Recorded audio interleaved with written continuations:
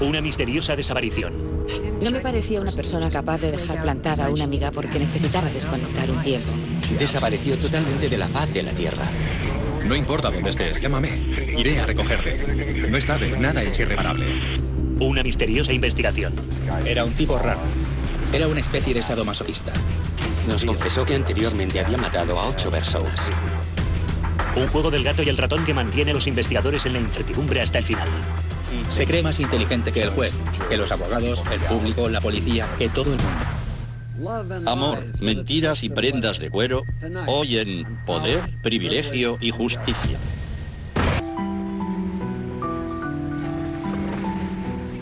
Es el domingo anterior al día del trabajo, en las colinas de Oakland, California. Y la mejor amiga de Nina, Ellen Doren, la espera en su casa para cenar. Cuando dan las 6 de la tarde y Nina no aparece, Ellen empieza a preocuparse seriamente. Nina no es la clase de amiga que te deja plantado. La inmigrante rusa de 31 años de edad es médico titulado y muy querida en toda la comunidad. Nina era una mujer encantadora. Era pequeña, preciosa y tenía una maravillosa sonrisa. Tenía personalidad, era muy extrovertida, muy cariñosa. Ellen llama a casa de Nina y a su teléfono móvil, pero no obtiene respuesta. Supongo que Ellen pensó, a lo mejor su novio Anthony le ha dado una sorpresa y se han ido de fin de semana. Seguro que hay una explicación. Ellen se entera de que Anthony Zographos, un exitoso hombre de negocios, se encuentra efectivamente fuera de la ciudad, pero dice que Nina no está con él. Anthony Zographos regresa al día siguiente, el 4 de septiembre. Va a buscarla, pero no la encuentra. Él no tiene la dónde puede estar, ni llamado a nadie. Ellen se entera de que sobre las 2:30 del domingo, Nina había dejado a sus hijos con su futuro exmarido, el mundialmente famoso ingeniero de software Hans Reiser. Era muy conocido en el mundo de la informática, así que se trataba de un caso que se salía de lo habitual. Pasaron 24 horas sin tener ninguna noticia. El rastro de Nina se enfría. Nina debía recogerlos en el colegio aquella tarde y Ellen coincide con Anthony. Es absolutamente imposible que Nina no vaya a recoger a sus hijos y eso es justo lo que ocurrió. Sus hijos lo eran todo para ella. El hecho de que no fuese a recogerlos al colegio despertó todas las sospechas de que estaba ocurriendo algo realmente grave.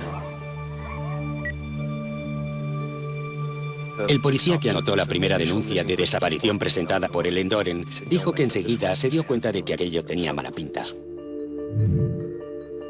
Los investigadores se dirigen a casa de la desaparecida. Primero dimos una vuelta alrededor de la casa de Nina, para ver si alguna señal indicaba que habían forzado la entrada. Miramos por las ventanas para comprobar si detectábamos algún signo de violencia como muebles tirados. Pero nada parece estar fuera de su sitio. Había facturas de alquiler, facturas de la guardería. Había dejado dinero en casa. La ropa seguía en su sitio. Todos los artículos de aseo, cepillos de dientes, cepillos de pelo, maquillaje, estaban en la casa. Nada indicaba que hubiese hecho el equipaje para irse. A medida que las horas pasan sin noticias de Nina, los medios de comunicación se hacen eco de la historia. Existían un par de razones. Uno, Hans Reiser era un famoso programador informático. Pero la otra cuestión, y tal vez la más importante, era que Nina era bellísima. Mientras las cadenas de televisión de la zona de la bahía muestran fotos de la atractiva y sonriente cara de Nina Reiser, sus más íntimos allegados viven momentos de angustia.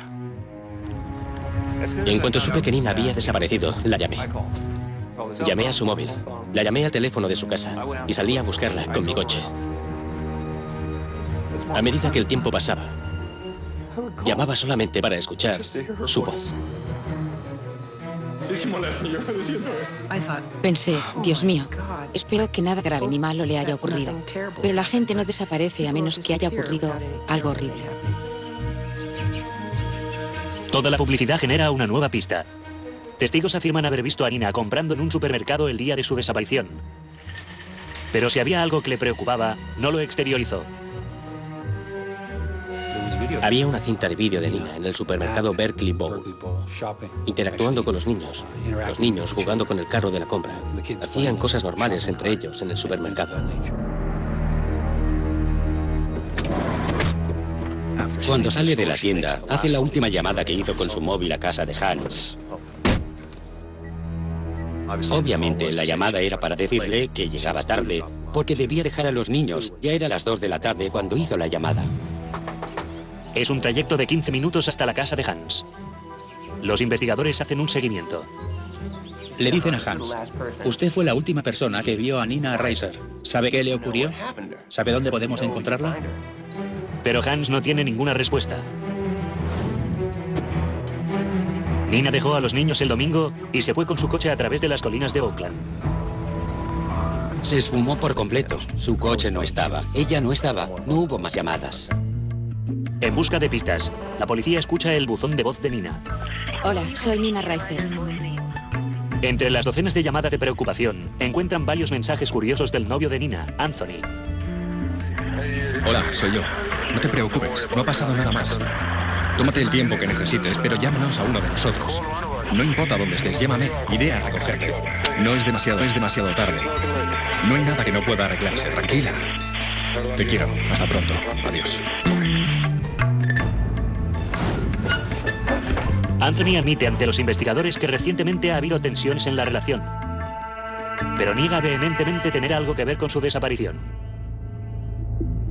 Sospecha que Nina podría haber necesitado pasar unos días sola, fuera de la ciudad, pero la policía no encuentra ninguna prueba que respalde esa teoría. Los investigadores realizaron un trabajo exhaustivo, revisando sus registros bancarios y tarjetas de crédito, contactando con el Departamento de Inmigración para ver si realmente se había marchado del país. Era como si hubiese desaparecido de la faz de la tierra. Entonces, una semana después de la desaparición de Nina, se produce un inquietante descubrimiento. Encuentran su monovolumen a unos 5 kilómetros de la casa de Hans, en las colinas de Oakland, en una tranquila calle residencial cerca de la autopista. En el maletero del coche había comida por valor de $150 que estaba allí pudriéndose. No había sangre ni signos de violencia. En el bolso de Nina, el dinero en efectivo y sus tarjetas de crédito. Pero su teléfono móvil sugiere un acto delictivo. Habían quitado la batería del móvil, de modo que si alguien intentaba localizarla, llamarla o utilizar el GPS para intentar averiguar dónde se encontraba, no habrían podido hacerlo. Un nutrido equipo de búsqueda y rescate se adentra en las colinas de Oakland. Buscaron en lugares que sabían que Nina frecuentaba, incluido un parque local. Realizaron varias batidas en las que participaron unos 150 voluntarios, perros rastreadores de cadáveres, perros olfateadores. Era como buscar una aguja en un pajar. Se trata de una zona muy extensa. A medida que pasaban los días sin encontrar ningún rastro de Nina, las probabilidades de que estuviese viva eran más escasas. Lo que nos espera es un extraño e inolvidable caso que llevará a los investigadores desde el prominente mundo del software al corazón más oscuro del mundo del sadomasoquismo en San Francisco. Una semana después de la desaparición de Nina Reiser, las esperanzas se disipan muy rápido. No me parecía una persona capaz de dejar plantada a una amiga porque pensara que necesitaba desconectar un tiempo. Yo no quería pensar en el peor de los escenarios posibles. Y no lo hice durante unos días, pero llegó un momento en que ya no parecía posible que pudiera regresar.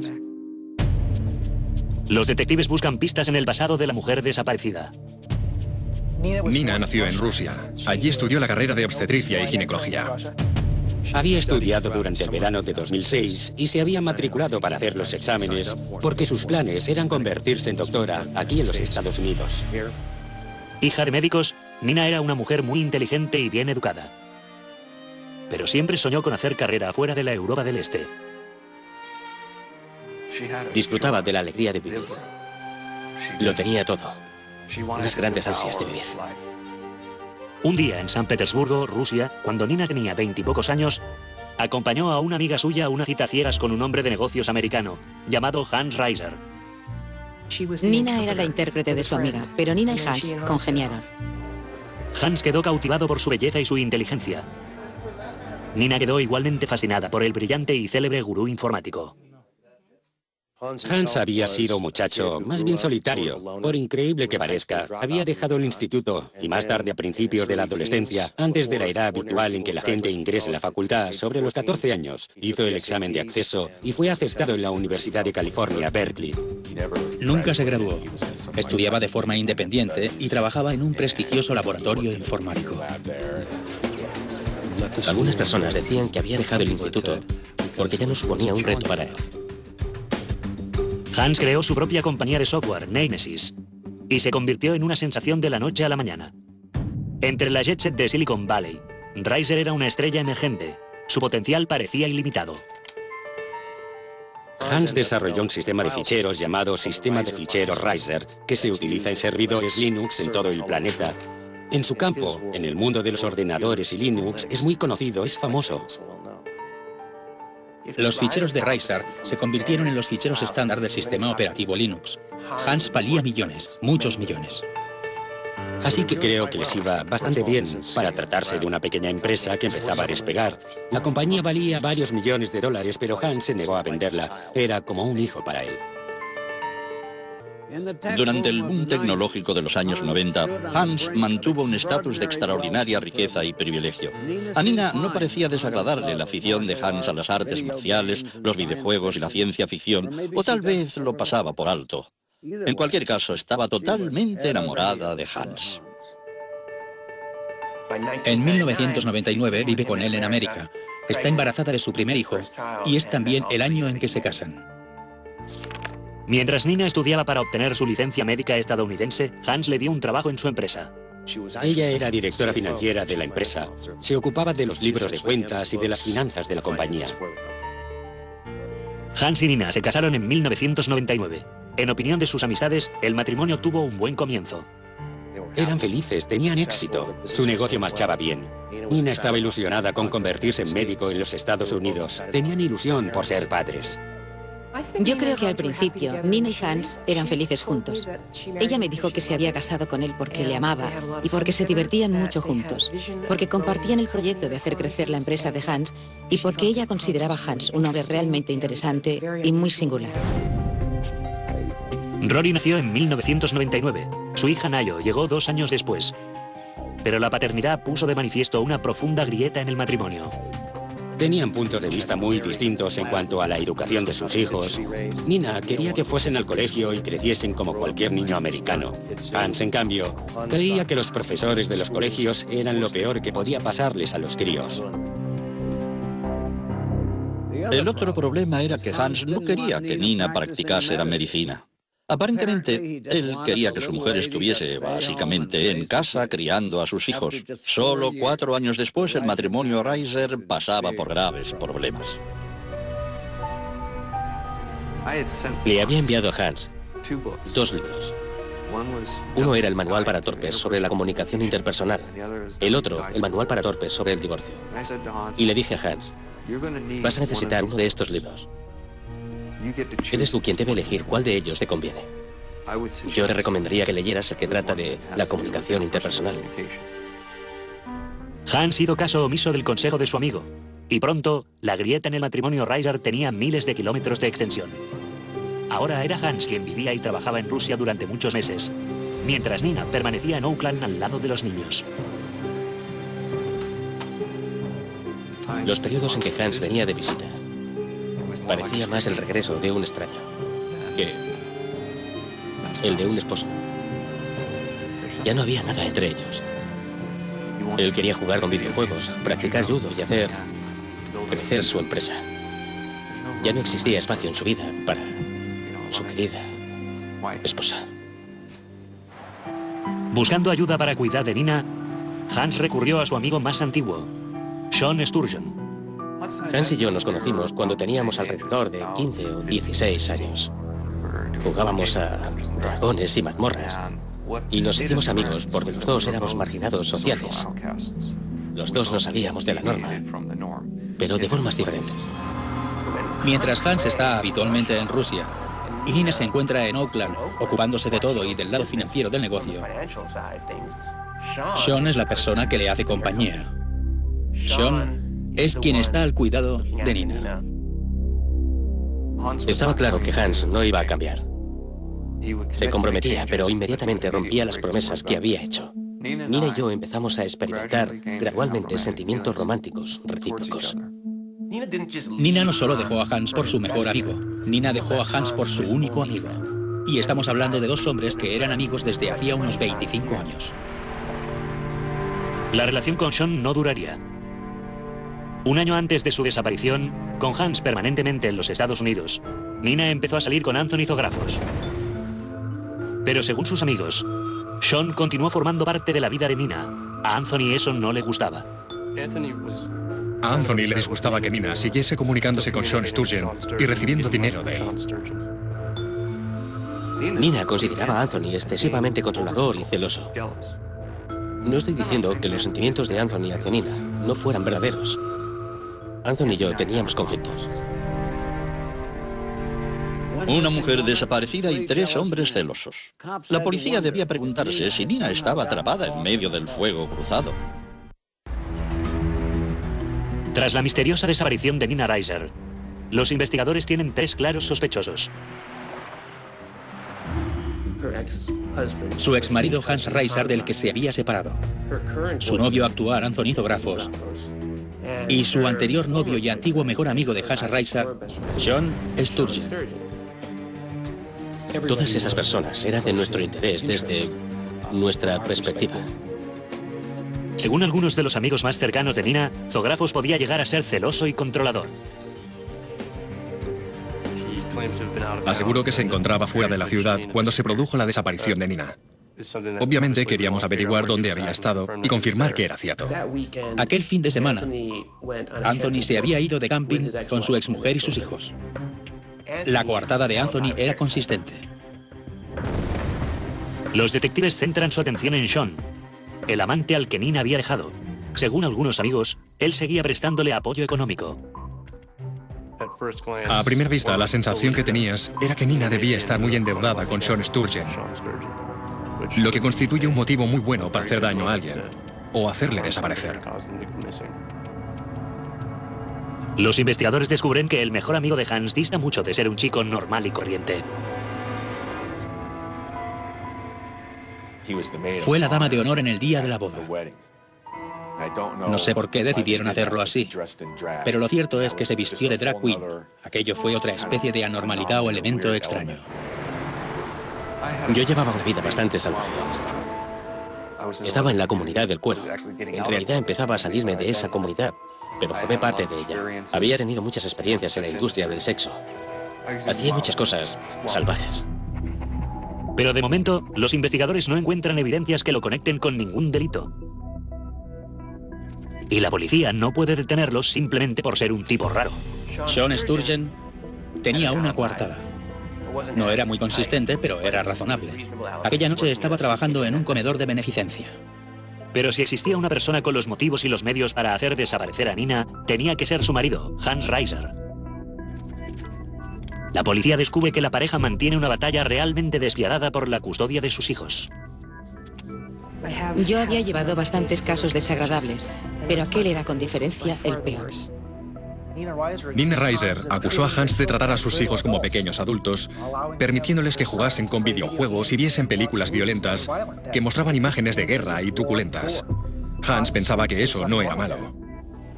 Estaba enviándole muchos correos electrónicos, haciéndole comentarios amenazadores.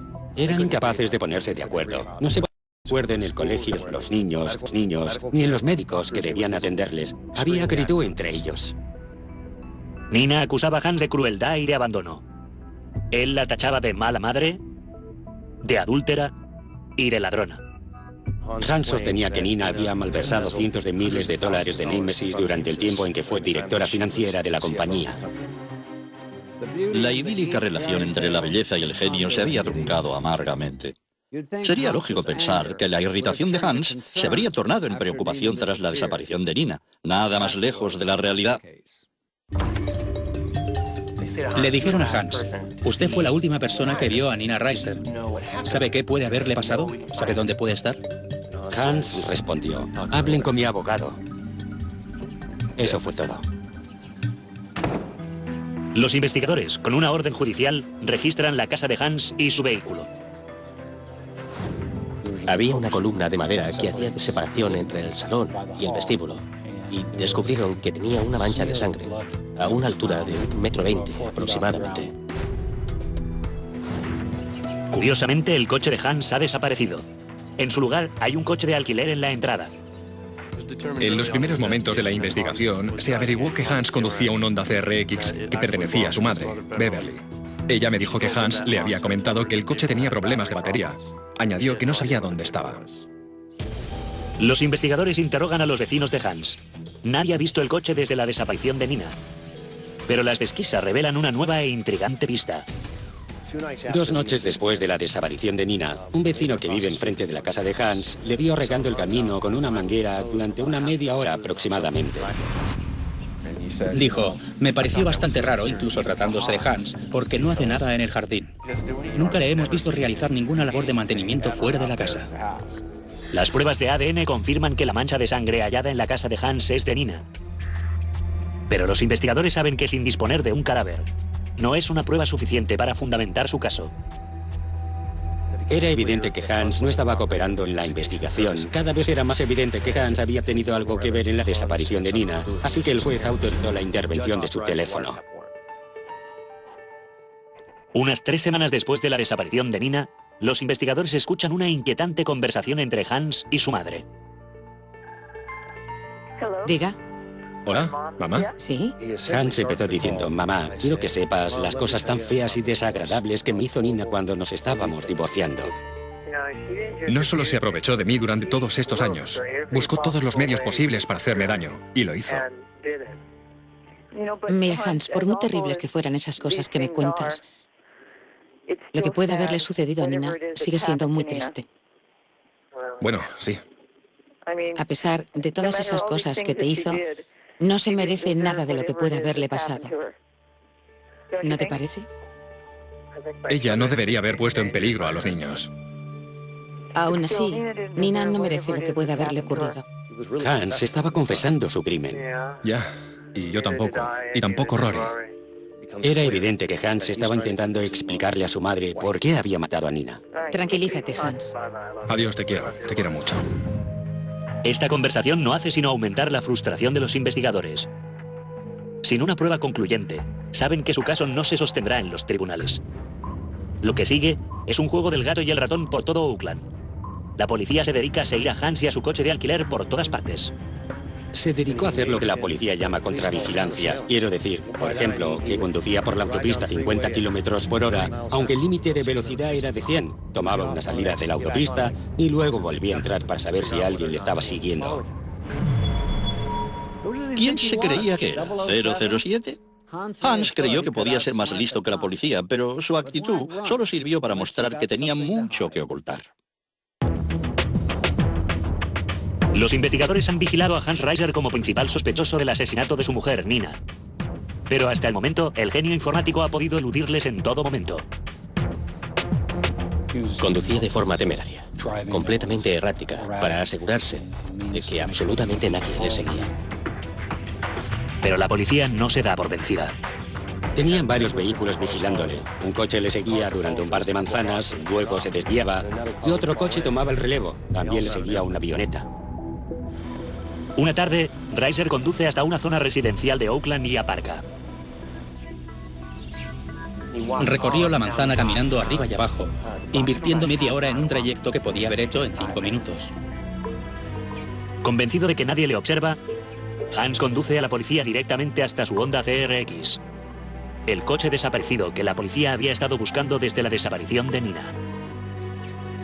Después de conducir el esquivo vehículo hasta un aparcamiento aún más alejado, Hans corre hacia casa de su madre unos pocos kilómetros de allí, momento en el que interviene la policía.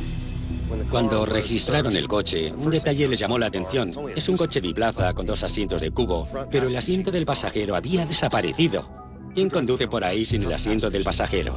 Se trataba de una prueba muy sospechosa e inculpatoria. Las alfombrillas estaban mojadas y había incluso restos de agua acumulada en una zona del vehículo, unos 2 centímetros. Aquello inducía a pensar que alguien había limpiado las pruebas.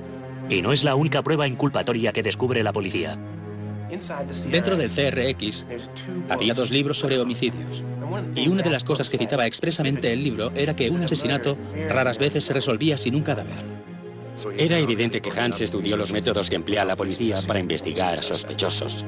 No cabe duda de que Hans había hecho sus deberes, pero cometió el error de subestimar a sus adversarios. En cuanto bajó la guardia, la policía cayó sobre su presa y detuvo al genio precoz. Llevaba $9.000 en efectivo y su pasaporte. Dentro de su riñonera encuentran otra pista. Ha retirado la batería de su teléfono móvil.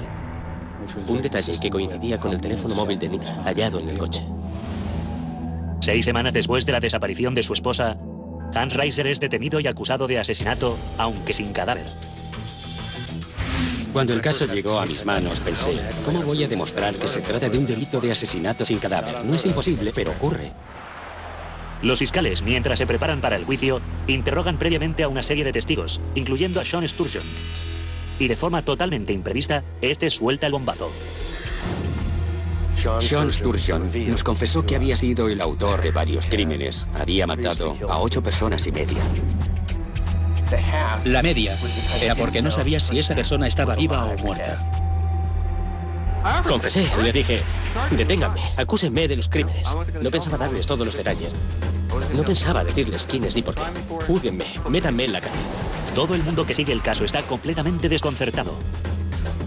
Se trató sin duda de otra vuelta de tuerca en el caso, porque todos nos preguntamos, ¿es posible que Sean haya matado a Nina? ¿Un asesino en serie confeso? ¿Una exnovia desaparecida? La policía empieza a plantearse si se ha equivocado de sospechoso desde el principio. Un mes antes de la fecha prevista para el inicio del juicio por el asesinato de Nina Reiser, el exnovio de la víctima, Sean Sturgeon, confiesa haber asesinado al menos a 8 personas. Le dijo a la policía que había matado a esas personas porque le había maltratado y abusado de él y de su hermana en la comunidad en la que se habían criado. Sturgeon invita a la policía a registrar su casa y les entrega voluntariamente su colección de armas. Sin embargo, se niega a dar a los detectives ningún detalle sobre sus supuestas víctimas, ni siquiera sus nombres. No sabíamos de qué personas estaba hablando. No quiso identificarlas, así que fue una ardua labor. Como pueden imaginarse, nosotros nos lo tomamos muy en serio.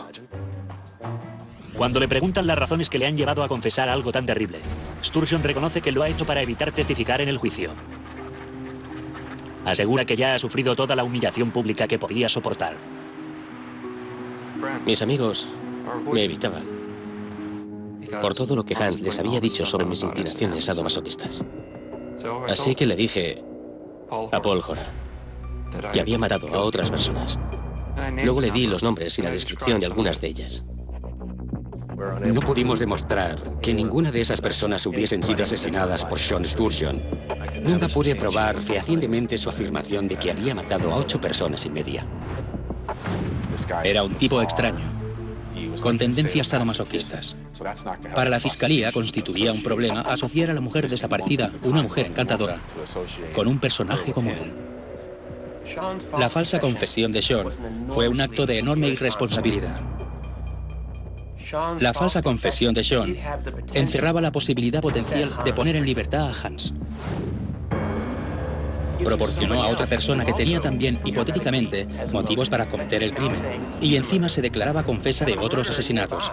Si un jurado tiene a un asesino con un móvil, es muy difícil que condene a un marido, y menos aún si no hay cadáver.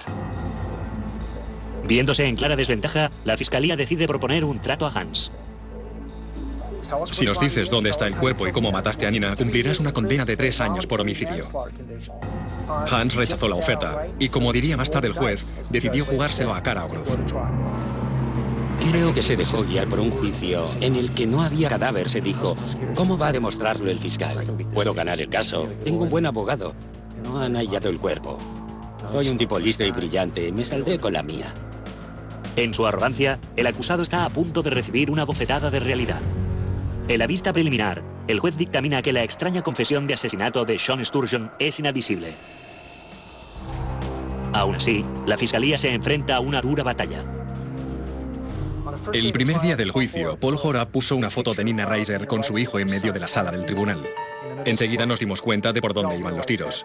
Quería convertirse en el portavoz de Nina, una mujer cuya voz no iba a poder escucharse en el juicio. Teníamos que convencer al jurado de que esa mujer no había desaparecido, sino que estaba muerta. No era posible el abandono de su hogar. Una madre como ella jamás habría abandonado.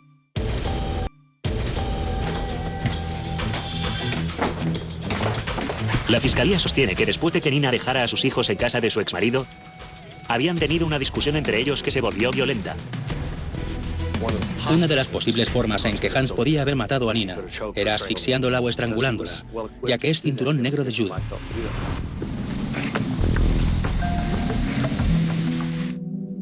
La última pieza del rompecabezas es Roy, el hijo mayor de Nina, de 7 años. Lleva consigo un dibujo que hizo para tratar de explicar la ausencia de su madre. Estaba durmiendo en la cama, se despertó y se dio cuenta de que su padre, que solía dormir con él, no estaba a su lado. Vio a su padre bajar las escaleras con una bolsa muy voluminosa en la mano. Pensó que aquella bolsa contenía el cuerpo de su madre. Bajó de la tribuna del jurado, se sentó en el suelo y se agachó para mostrar con todo detalle cómo había visto a su padre bajar por las escaleras con su madre metida en una bolsa. Cómo supuso que era ella la que estaba dentro de la bolsa. Probablemente fue el peor momento de todo el juicio.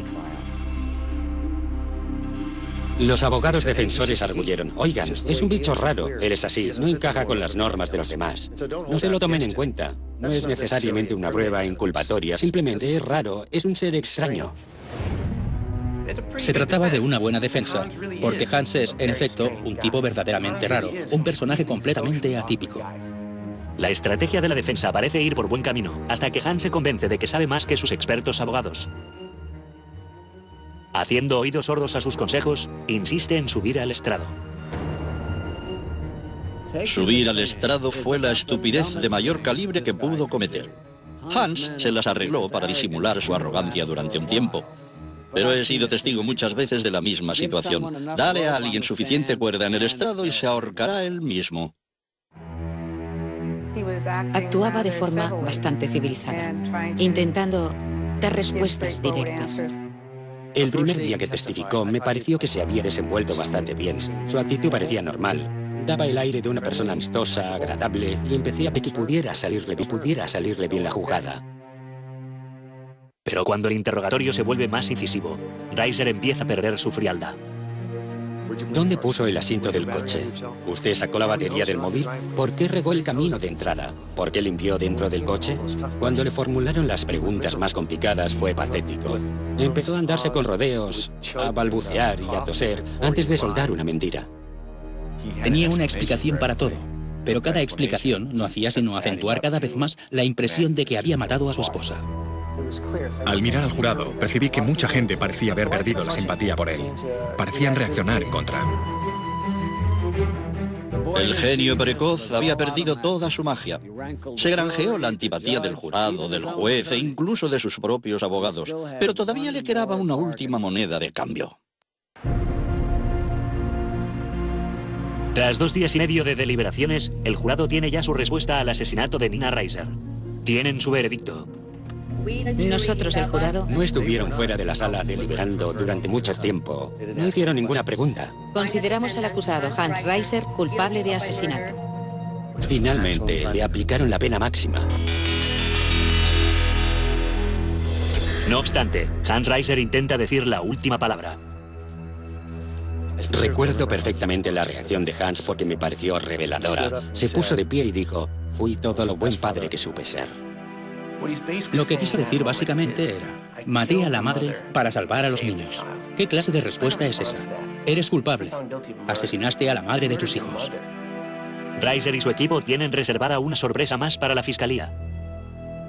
Están dispuestos a revelar la localización del cuerpo de Nina a la sentencia más benigna. Durante el juicio, el señor Gore y yo hablamos con la madre de Nina y nos indicó que deseaba recuperar el cuerpo de su hija. Así que una vez más, Jora alerta a Reiser. En ese momento, Hans se enfrenta a una condena de 25 años. Si acepta el trato, puede salir en libertad a los 15 años. Si me dices dónde está el cuerpo de Nina, si me cuentas lo que ocurrió y cómo la mataste, si te declaras culpable de asesinato en segundo grado y renuncias a cualquier derecho de aplicación que te asiste, entonces acepto. Fue una decisión muy dura de tragar para la familia de Nina, pero su cuerpo seguía sin aparecer. Estaban dispuestos a pagar el precio por acabar con la pesadilla, así que Hans desembuchó todo. Se sentó con la policía una vez más y les hizo el relato de lo que había sucedido la tarde de la desaparición de Nina.